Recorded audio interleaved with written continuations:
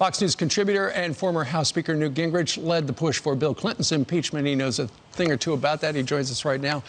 Newt, as we look at what the Democrats are preparing to do, one element that we have not discussed is the fact that all these members of Congress, for the most part, they were on Capitol Hill on Wednesday, along with their staffs, and they were freaked out by what happened. My daughter is working in Congress on somebody's staff, and, you know, she heard gunshots, and they were freaked out. They locked the door, and they were told not to make any noise, and they were all sitting on the floor crying and praying.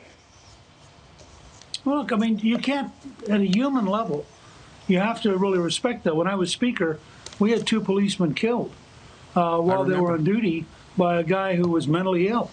And it's a very frightening moment. Calista was reminding me that when she was working on the House Agriculture Committee on 9/11, they physically, the police came by and said, run down the road away from the Capitol. Right. And so they were, I mean, so I sympathize with the level of fear that people felt. But I think it's leading them to some steps that are going to be very counterproductive from their standpoint. First of all, if Trump is so unpopular, they don't need to pass anything.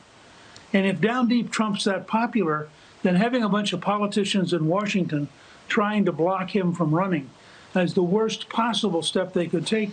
They're just, you know, once we get past this immediate period, they're just going to give him a whole new cause. And they're better off to ignore Trump for the moment, focus on the really big issues. COVID is a disaster, and I don't think the Biden people are going to be dramatically more effective than the Trump team was. China is on the march, and we are going to, I think, in the next 2 years, take a terrible beating. The Iranians are aggressive. We have no solution for that. The Europeans are falling apart. They just signed an agreement with China that basically creates a Chinese-European alliance. There are a lot of things out there. And, of course, most Americans are still trapped in their homes. They're still faced with social distancing. Their children aren't getting a decent education. And if you're a small business, you're being destroyed by the politicians' decisions. So there's so many big things we need to focus on that it's somehow tragic to have the news media and people like Speaker Pelosi absorbed by politics in its narrowest and cheapest way. Meanwhile, this is something that Joe Biden, you know, he, like Nancy Pelosi, feel that the President of the United States incited an insurrection and an attack on the Capitol. But at the same time, he wants to get stuff done when he is President of the United States here in about 9 or 10 days. And he does not need the Senate tied up in an impeachment trial when he's trying to get his nominees through and approved and to try to move some sort of legislative stuff forward. Look, the smartest thing President-elect Biden could do would be to calmly put out a note saying that he disapproves of pursuing personal vendettas, and then invite the Senate Republicans, all of them, to come to a meeting before the inaugural, to sit down and listen to them, and indicate to the country at large that he actually wants to govern with both Democrats and Republicans. That would give him a better launch for his inauguration than anything he could do. But if they stay as narrowly partisan as they are now, you look at the new Democratic House rules that were just adopted that eliminate the Republicans' ability to even offer an amendment. I mean, this was a power grab by Pelosi that's unbelievable.